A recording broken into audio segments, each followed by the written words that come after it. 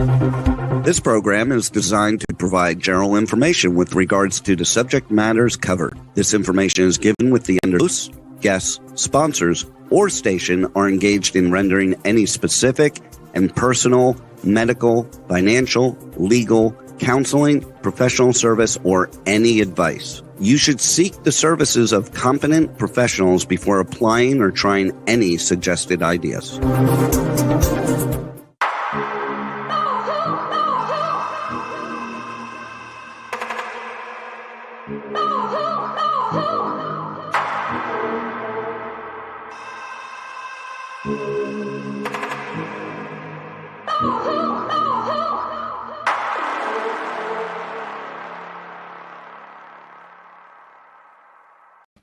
Welcome back to Seekers and True Crime Junkies. Nanette Bartow here again with Hit the Road Jack, Finding the Zodiac. I'm going to, I may or may not cough in this presentation. After 3 years, I finally caught COVID myself. So I am working at half limit here, but I really have a lot of information that I hope to get out. So if I have to turn my head to cough, I apologize for that ahead of time.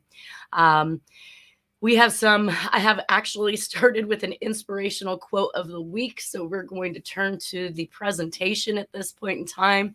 And that quote of the week is going to go to Seedy from a YouTube comment in which they stated, "I love all of the authors, Zodiac Unmasked, The True Identity of the Zodiac, Zodiac Solved, etc. If any of those titles were true, the FBI would have closed the case and signed off on their suspect. And that hasn't happened."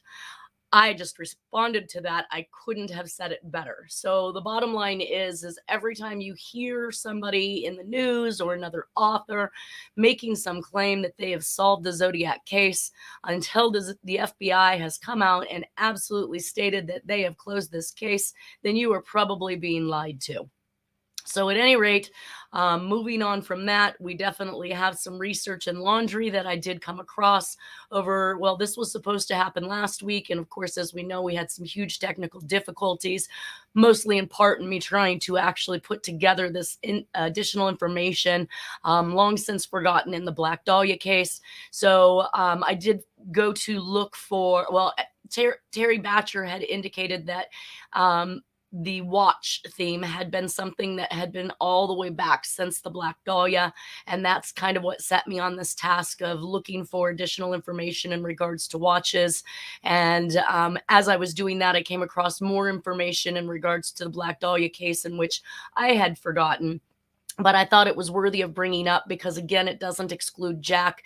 If anything, it rather includes him once again.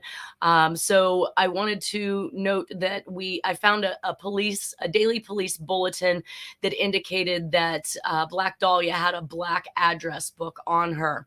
Of course, the different things that I'm finding throughout the internet is that it appears as it may have been a Mark Harmon's phone book, because from what I can tell, they're claiming that his name was embossed on the outside of it.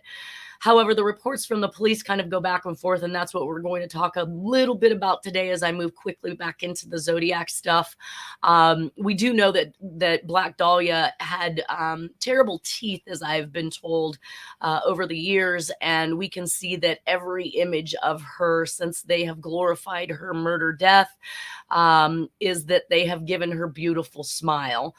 So I put a couple pictures up there to show that, but it would be really interesting to see what she really looked like as far as her teeth were concerned.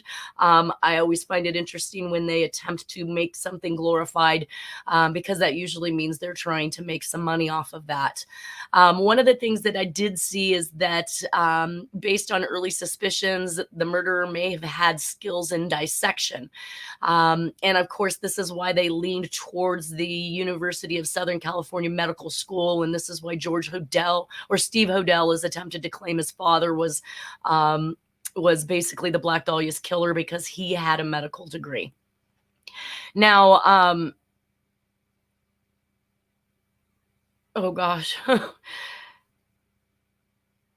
basically the butcher idea or the medical idea, you're going to see kind of goes out of the way when we start to talk about the medical idea, but we'll discuss that as we get there. So right now we're just touching notes on the fact that the killer did know how to dissect a body, and that the black address book that was in Black Dahlia's belongings was recovered.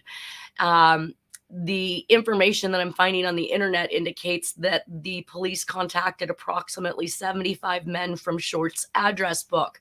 So now I'm a little confused. Why would the police think that that was her book and everybody else is thinking that it is, let's see, Mark Hansen. That's his name, Mark Hansen. Mark Hansen's phone book. So I had two theories here.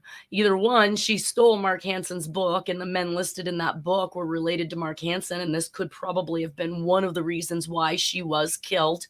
That could have had some very important information in it, because the black address book that she was in possession of belonged to Mark Hansen, who was a powerful and rich nightclub and theater owner who employed Leslie Dillon, who was purportedly an errand boy with inside information on the Black Dahlia murder, such as a rose tattoo being cut from Beatty's leg and stuffed into her. I won't even say the word because I don't even know that it's true. However, if that was information that the cops felt was compelling because only the murderer would know that, or somebody with information would be closely related to the person who committed that murder, then it may very well be true information. One of the letters that I did find said, "Cunt BD, find me where I hid myself."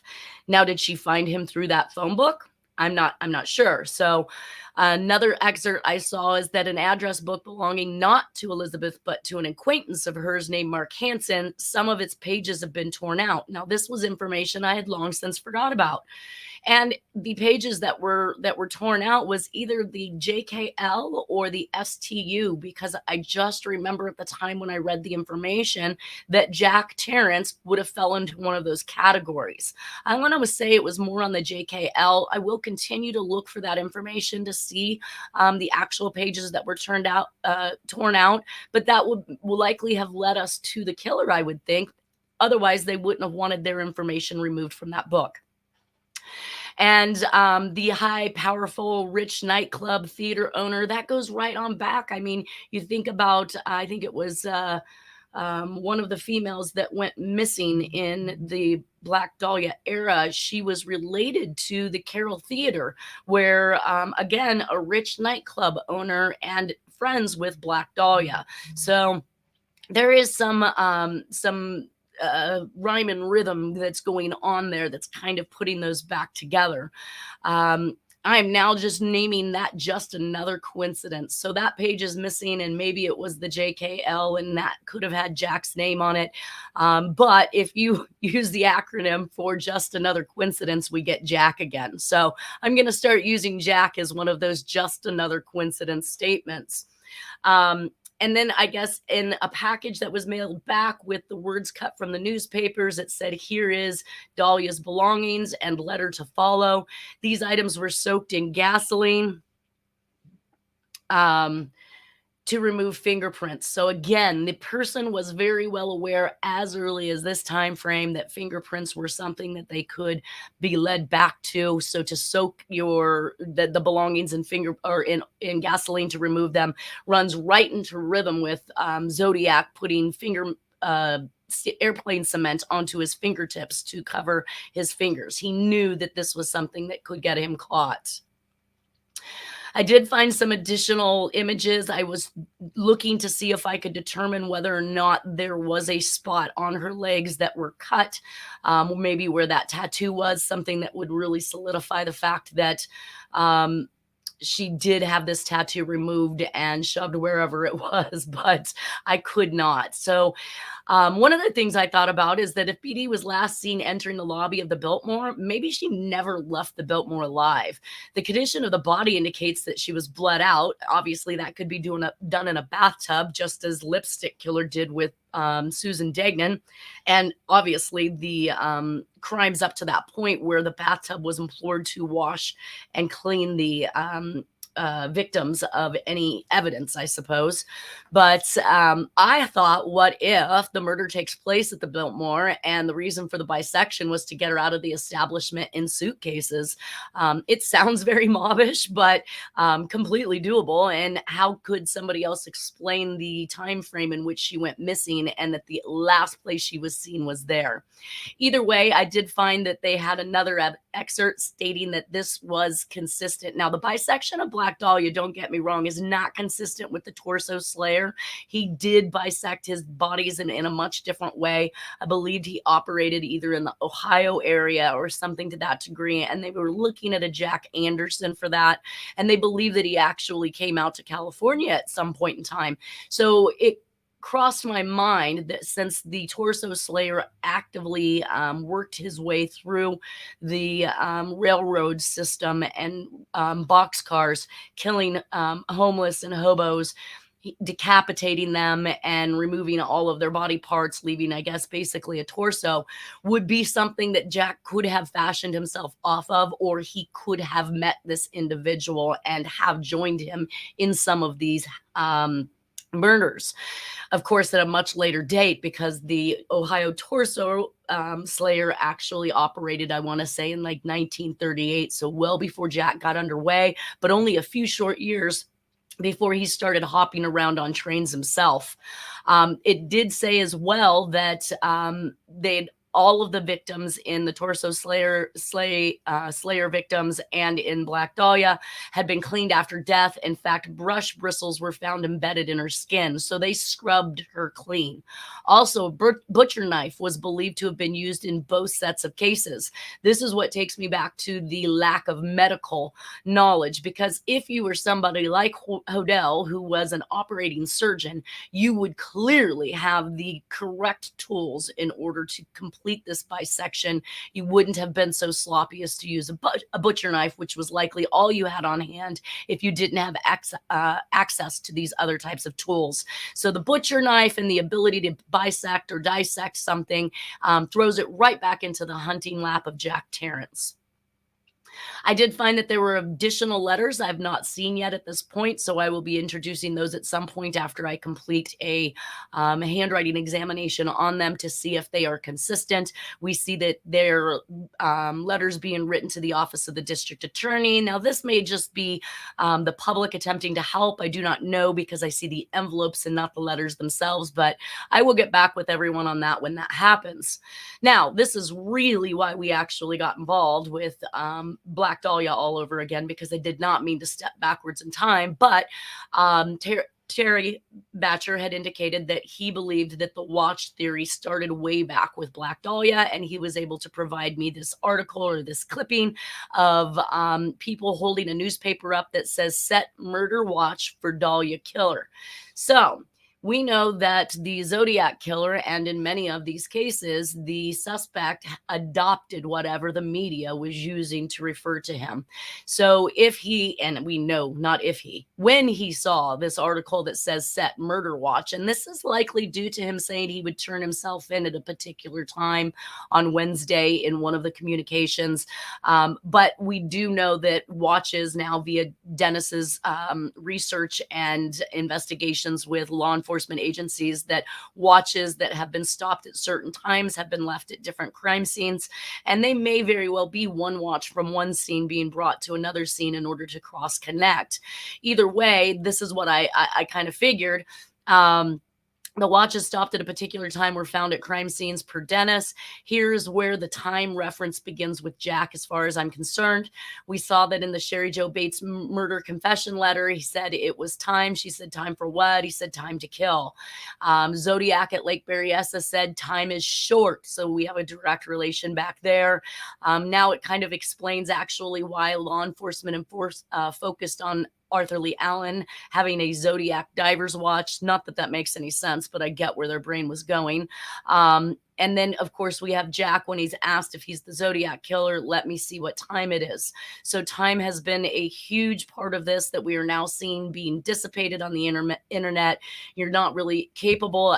Myself and Tarrance Batcher, both of us great researchers, have failed to come across these other entries in regards to these watches. And I know that I have seen them in the past. So that is that for Black Dahlia. Stepping back on into the Zodiac, I did find some more interesting information to kind of catch us up with some things I wasn't sure of about Jack in his early years. And this is when he met Letha. So basically, we talked about him working for the hog farm and killing about 50 hogs and then being gone before the owners got home. What I didn't know is what happened after that point. And per Dennis's book, he indicates that he went to Oklahoma from there. And that's exactly where I had originally shown where Letha was from. So that makes sense. So he met Letha in Oklahoma right after the hog farm killing in New Mexico. He stayed with her for a few months. Evidently, she was moving to California and she wanted Jack to come with her. And he said he wanted to keep on traveling. So Jack set out and headed east. I guess he ended up in Arkansas and met another woman. And that was the girl's dad who was making moonshine for a living, which was a crime back in those days. And it says that Jack was there a few days when he was hauling moonshine to Texas for this man. His second trip, Jack took the man's daughter with him. She was only 16 years old. Same age as Jack at that time. They crossed the Texas border with a load of moonshine in their trunk. They saw a roadblock that the police had set up, and Jack was somehow able to get around that and keep going. But about 10 miles down the road, they come to another one. Jack wasn't sure what to do before he had a chance. The police opened fire on their car and hit the girl in the forehead and killed her instantly. Jack evidently swerved off the road into some thick brush and was able to escape on foot. He then immediately called Letha and asked her if she wanted to get married. She said she did and asked Jack to meet her in San Francisco. So that kind of wraps up that how soon, when, where, and how of meeting Letha. Jack said he was going to go back to Texas where his mother was and his brothers and his sister. His uncle was still with them with the family at that time. Jack had a horse that he thought he could sell so he could make some money to get to San Francisco. But when he got there, it was already gone. So evidently his mother had already sold it. Now, in his book, he indicates that mom was moving to Aspermont, Texas, and that Jack took his younger brother Chuck and his younger sister Dee and took off hitchhiking, headed for San Francisco. He didn't take Don, which we'll meet Don later, his brother, but because he was too young to actually take on the road. And at some point in 46, obviously before March 15th, Jack met up again with Letha and they got married, and then Jack joined the Navy. So that kind of catches us up on that part of it. Also, there was information in regards to the which I didn't know. Now, I knew that Jack was stationed in Japan. I knew that's where the Mikado had played. What I didn't know was that it was a play that was being done on the military base, and Jack was actually a performer in it. So the Mikado is obviously referenced in several of the letters sent to the Bay Area newspapers, as Dennis indicates. And now we have a look back as to, where Jack had a love of that particular play. And clearly, if he participated in it, he would know it well enough to be able to use, as we saw done in the Zodiac cases. Now, this is also gives us the background as to how he met Iko in Japan while he was there. Evidently, he was at a brothel house that her mother owned. Some Marines came in, gave Jack some trouble. Jack handled them with a table leg.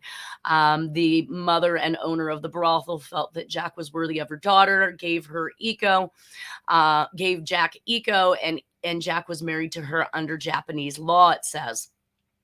Now, Jack moved into her one-room house. Iko treated Jack like a king, and whenever Jack talked about her, it was with deep emotions, the book says. This may have been the only person in Jack's life that he ever really cared anything about, because it appears as though everyone else in his life thereafter was just basically a cover. Or at least that's what Dennis believes. So basically, Jack we talked about Letha writing to the president. Now, of course, in the book here, it shows that Dennis believed, and maybe this is the story from Jack. I don't know where he came up with President Johnson, but President Johnson was not the president at the time. Eisenhower clearly was the president in 1955. So if it isn't a misspeak, then that would just go back to the fact that we've discussed that Jack was friends with President Johnson. He hunted on his ranch when he was a teenager, and he was invited to his wedding. So she very well could have contacted President Johnson in lieu of not knowing who to contact directly in order to get a response and get Jack brought back home. Now, it says here that he wasn't, basically, Jack was ordered at some point in time to return to the military base, and Ika wasn't home. Jack had to leave without saying goodbye, and he was ultimately shipped home based on this letter that was written. And then we see actually the correspondence. Now, it is a George P. Miller, and he is a House of Representatives from Washington, D.C., and it is a letter that is written back to Letha in regards to Jack's return. It said, upon receipt of your letter of February 8th, concerning a hardship discharge for your husband, J.W. Tarrance, I immediately got in touch with the Navy. I was informed that your husband's application, along with substantiating evidence to support his request, which has to be finally approved here in Washington, has not been received. In all probability, these papers are en route. Just as soon as I learn from the Navy Department that your husband's papers have been received, I will, of course, urge favorable consideration in this case. I will write you again when I have anything definite to report. So that answers my question. Initially, I thought, could somebody simply just write the president and ask for their husband to come home after committing to a 3-year term in the military? Evidently, you could do just that. So we see that Jack is hauled back home, very upset about it. He has to leave the woman that he loves. Now this brings us to actually comparing the composites to Jack Tarrance and to Denny Tarrance. The bottom line, Jack W. Tarrance Jr. is the best composite match I have seen so far. And description match to the 2 eyewitness composites, and his son Denny is a composite match to the lookout suspect seen in the area of Lake Berryessa. Denny even has a scar on the same side of his head as the composite descripts. So I know that Dennis has been showing these particular composites for quite some time. There's no doubt in my mind that these are consistent with the way Jack looks. What I was more interested in is taking note to the actual lookout suspect from back in that time frame, because we know that the picture that we were seeing or that was being portrayed of Denny, while it does have a whole lot of similarity to this, is obviously a much older individual, not quite as young as what we're seeing in this composite. So I did pull out a picture. I was able to locate pictures of Denny while he was in Vietnam, which would have been circa the same time frame. And we can actually see that everything, including the Brillo-y type hair that's parted on one side, the way that it flows backwards or is brushed backwards is consistent. The tight lips, the missing lips. So we can see the composite that's being done by, that is of the Zodiac. I mean, we have full lips, just like in Jack. We've got full lips.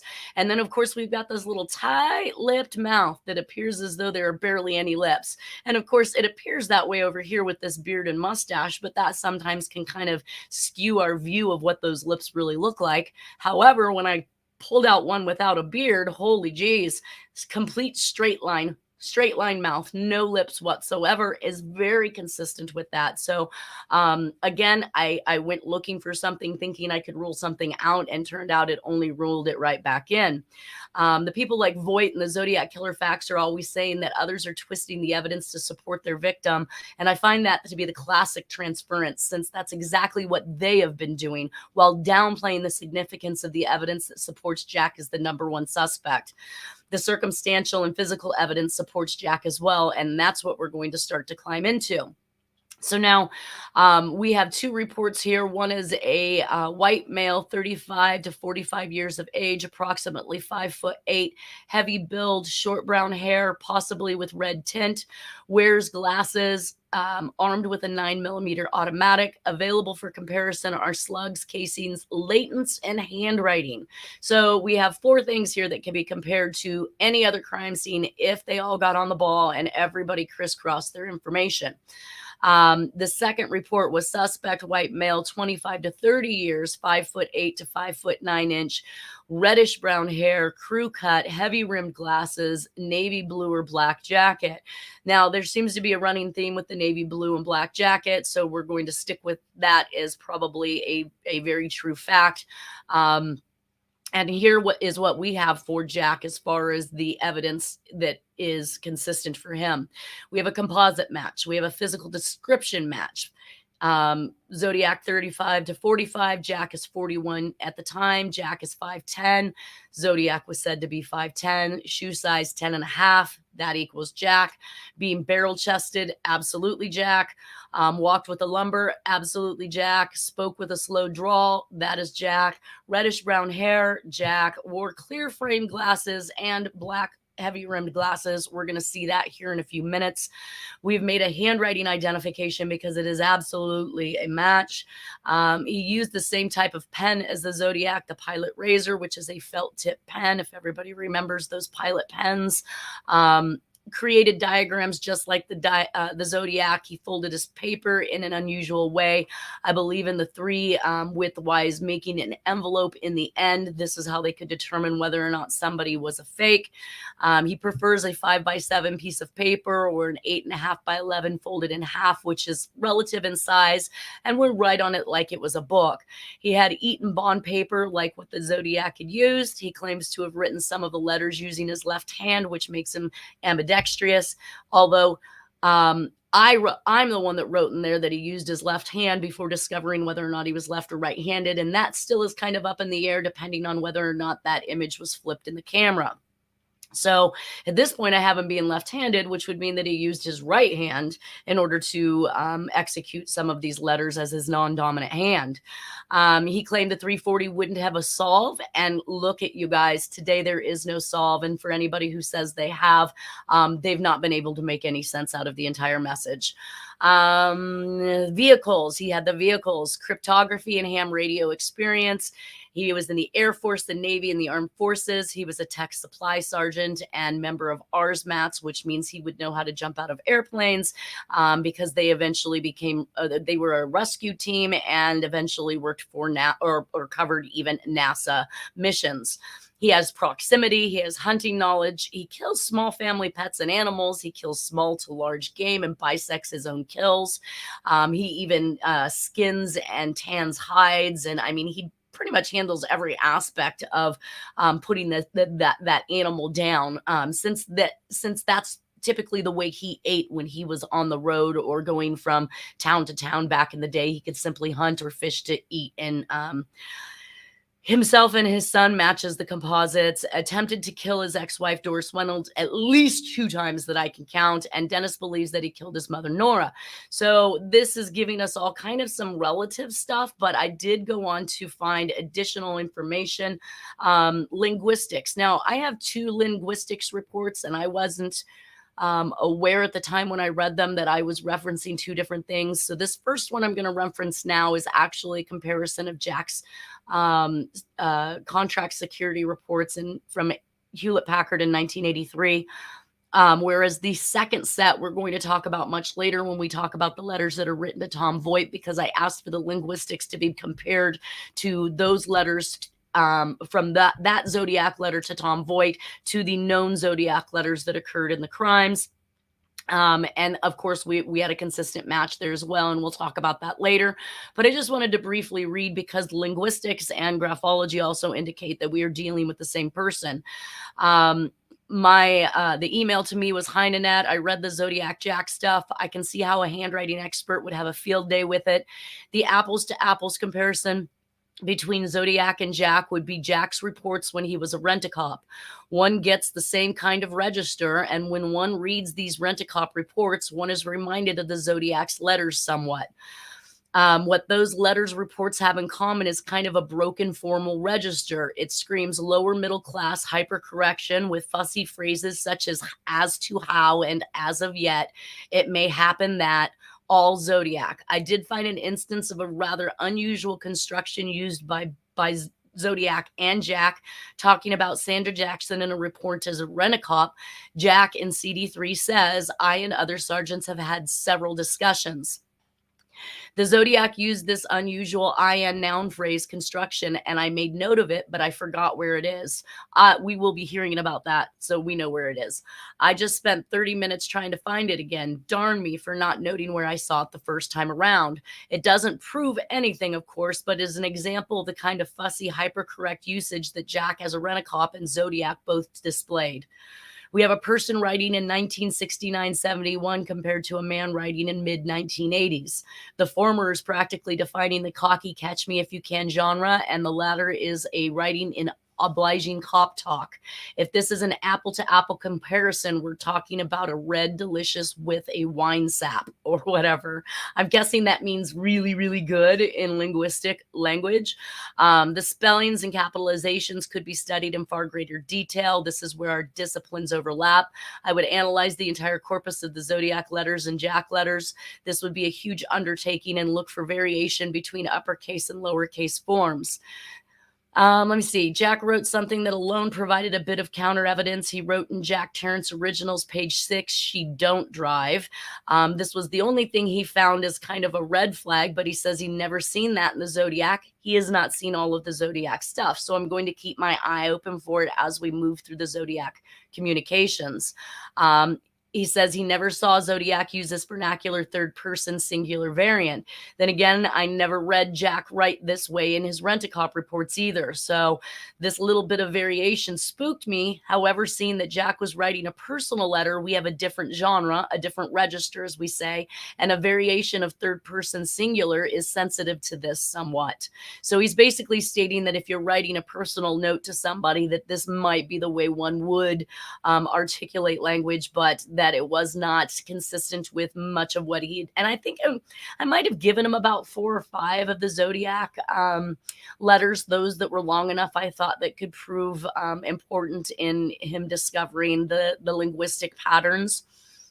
So basically we found that in the middle of this, that he spoke, that Jack and Zodiac used the I and structure, which to this linguistics professor who had actively done a survey on this, some research and statistics as well, found that less than 2% of the people indicated they would put I before the other people. And so that made this an extremely rare instance or use of language, and that both the Zodiac and Jack used it. Now, of course, I also had the those rent-a-cop, we'll call him rent-a-cop, but he was contract security. I think it was a little bit bigger than that. Not like what we refer to today as Walmart's rent-a-cop security, but I did have his reports looked at by a graphology class that I was attending every Tuesday evening. And we'd have anywhere from, I don't know, 10 to 18 individuals on there, all with decades of experience in graphology, really just looking over this handwriting from these rent-a-cop reports and reporting what they see in the structure of the handwriting that dictates behavior. And in that, we found that or at least these are the things that they stated: that he was smart, he was good character. I'm not sure what they meant by that, but I suppose to some people, I have heard individuals who knew of Jack that thought he was a good guy.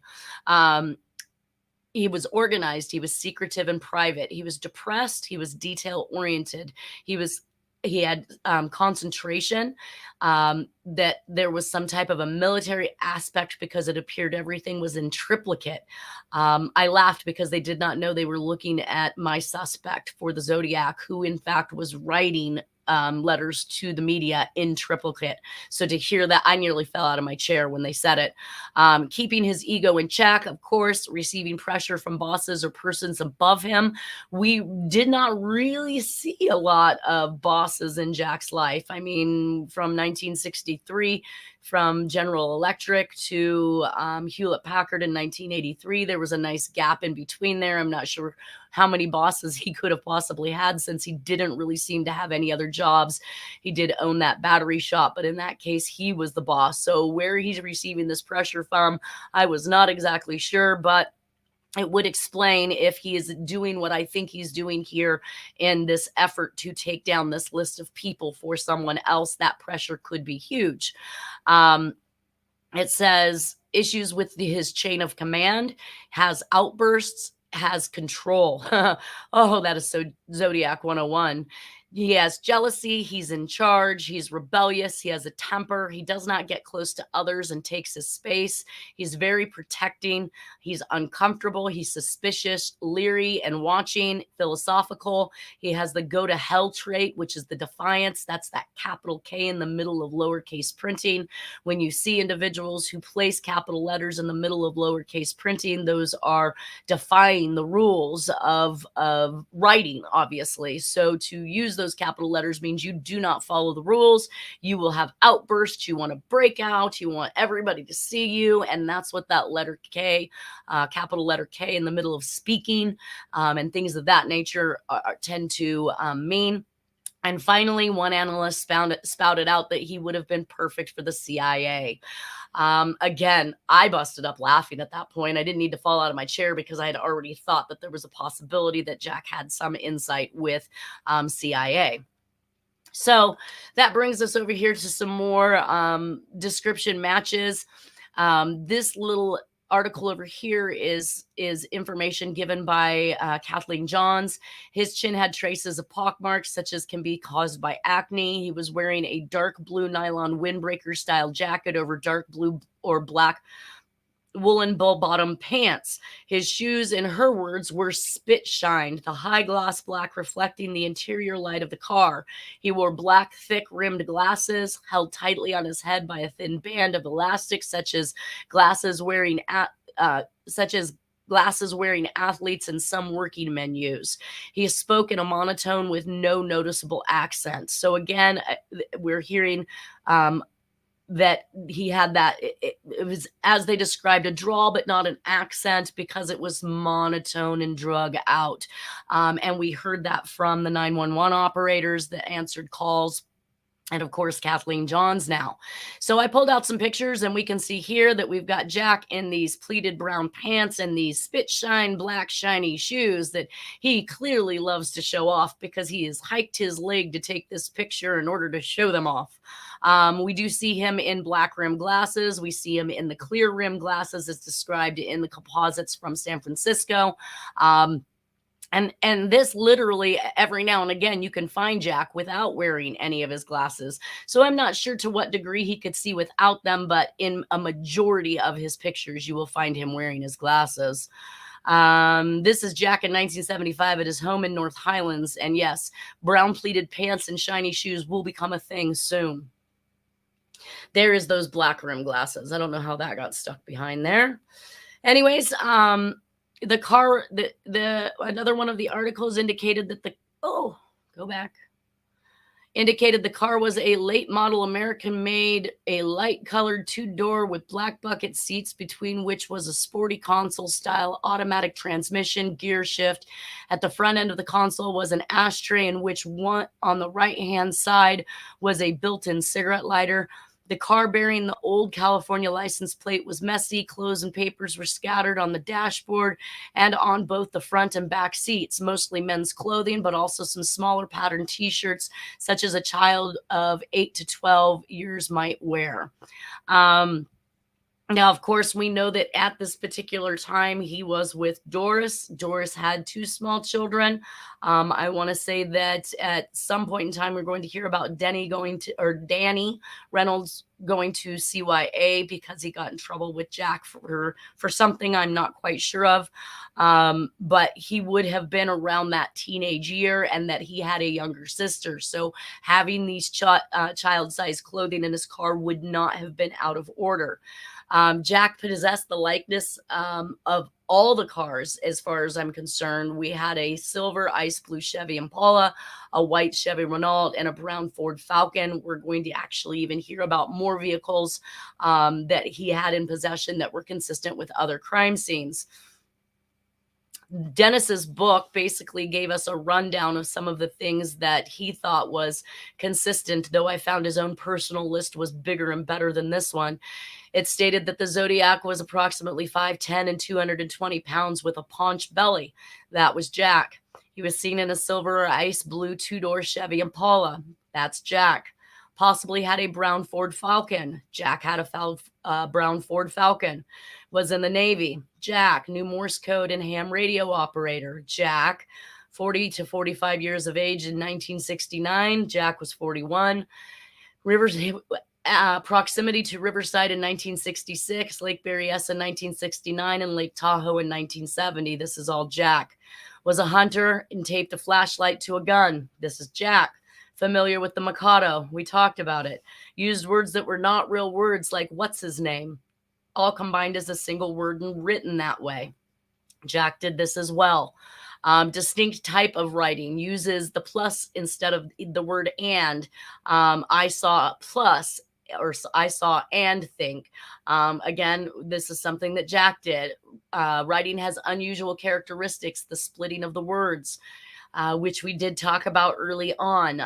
The symbol that's used on the steel flange beams, I've placed that symbol down here so you guys can see it from the Halloween card. Evidently, the FBI had indicated to Dennis that this was found on steel flange beams, and Jack worked for U.S. Steel in the early 1960s.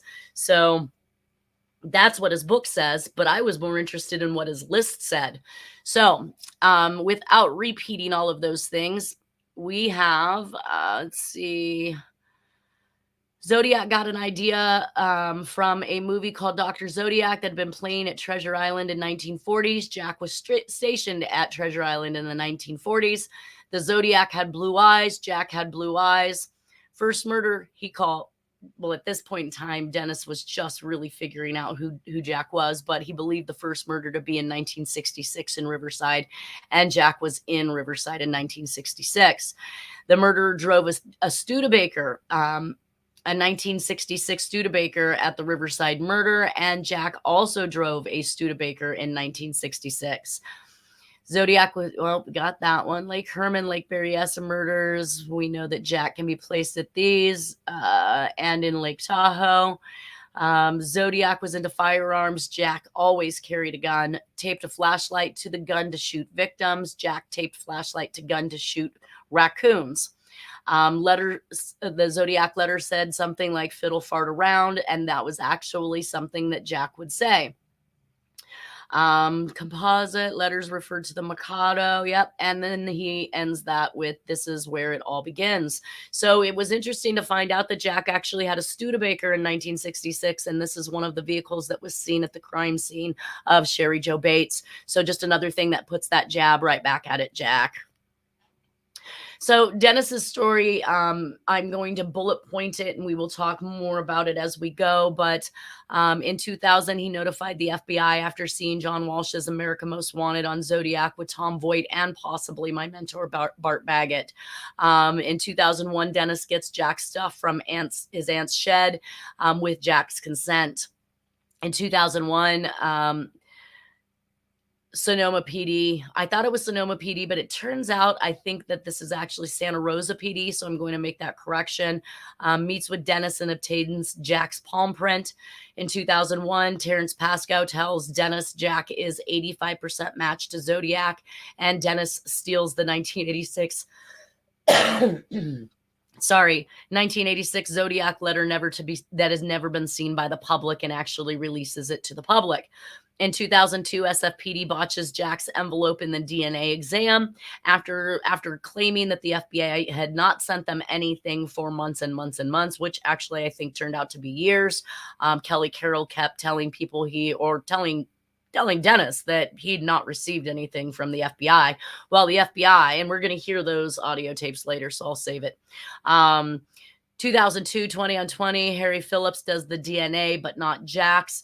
I now think I better understand his statement when he says we know the other 8 suspects were not the Zodiac, that if it was an open investigation in regards to Jack Tarrance, that they would not be the ones that to do that DNA and make that discovery, though I think it should have been probative, because if SFPD and others are going to make the claims they don't have the resources for that to occur, then albeit allow whoever has the resources to get it done to get it done. 2003, Sacramento has the Eaton Bond. Sacramento is delivered the Eaton Bond paper from Dennis that was in Jack's custody. Zodiac wrote on Eaton Bond paper.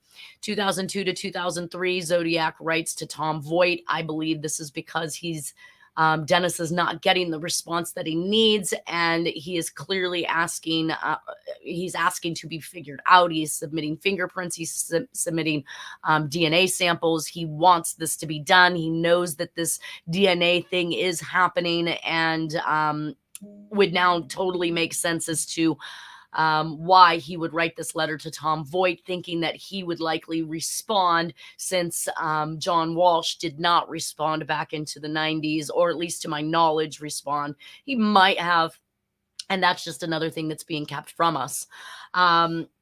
See, 2003 to 2005, Tom Voight dumps his ongoing Zodiac website since 1998 or so and begins a whole new version not associated with AOL. Suspect to tear down all that it's kind of suspect to tear down all that history and then never put those originals, black and whites, otherwise the scans of the documents, back onto the new website. 2005, the original Zodiac letters are scanned in color for the first time that I can find. They are seen in a newsreel that is reporting on them, and then the altered versions go up on Tom Voight's message board and in his collection of letters before they go missing forever, so we're told. However, I'm now seeing that there are articles that are contradicting those statements. So the chances are, if they went missing, they didn't go missing. They were purposely taken so that that match could not be made after they discovered that Jack was a viable suspect. Let's see. An altered version shown by Tom Voight before they go missing forever. And Media LE defers all Zodiac-related questions or media questions to Tom Voight. Again, another thing that makes absolutely no sense whatsoever. 2005 finale letter is written to Tim Miller asking why his identity is still a secret. And in 2008, Dennis finds the hood in the PA system and turns it over to the FBI. 2009, Dennis contacted me and I became a part of this legacy. Here we can actually see that the FBI took possession of 4 bones, which I was able to find in some of the information that Dennis had. He actually took a cadaver dog up to the property that Jack had purchased from his mother's father, and ran that cadaver dog and actually located human remains. Dennis had told me at the time that they'd done this and turned them over, that they thought it was too invasive to go and ask for marrow samples, which is what they would basically need, I guess, to compare the DNA to these bones to determine which family member or who they might belong to in this Zodiac saga. But he turned over the bones, 6 envelopes that Jack had written, obviously for DNA purposes. So while I thought there was 1 envelope left, it looks like 6 envelopes were turned over. So maybe we do have more samples that can be ran for DNA off of those at a later time. And then, of course, this is the Sacramento County Sheriff's Department property receipt and report, where they received the Eaton Bond paper. 2001 or 2002, the 85% handwriting match from Tarrance Pascal kind of blows me away, because as document examiners, we don't use percentages. It really is or it isn't. Obviously, knowing that we were dealing with partially disguised handwriting, that you would want to set that disguise aside and work with the stuff that you felt was more fluid and more naturally written with fluidity and speed, so you could still make that identification or exclusion based on that information. It looks like the information on this sheet, while it's a little hard to read, says Sheriff's Department 8/5 of 2003, Eaton Bond, 2 sheets, taken into custody by R. Turner, badge number 589. The 2008 hood found in the PA and turned over to the FBI. The FBI indicated, well, let's just get to the hood, because I think we're going to come up on it. Here we go. So in Stephen Dewhurst's book, we have this. And we're down to 1 minute. All right, you guys. Well, I think I'm going to go ahead and end that early before climbing into the hood, but we do have a lot of great information that's coming up. I'll just give you a sneak preview of this thing. And we will talk about some of the similarities, the consistencies, and maybe even some of the differences that are being claimed in regards to the hood when we come back next week. So for now, everybody, enjoy, have a great weekend, and we will see you next Friday. Take care.